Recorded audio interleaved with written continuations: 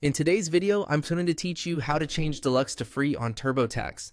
If you accidentally selected the Deluxe version, or you just want to make sure you're using the free option available in your account, this process is very simple. I'll walk you through exactly what to look for so you can confirm whether you can downgrade, and what it means if you don't see that option. Once you're logged into TurboTax and you're on your current tax return, look around the screen for the option labeled Switch Products. This is the setting you'll use to move between available TurboTax versions. Go ahead and click on Switch Products. After you click it, TurboTax should show you the available product options for your return. At this point, what you're looking for is a downgrade option that lets you move from Deluxe to free.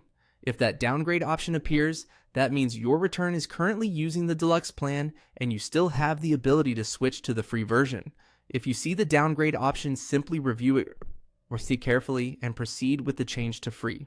Before confirming, it's a good idea to make sure your tax situation actually qualifies for the free plan, because certain forms, deductions, or filing needs may require a paid version.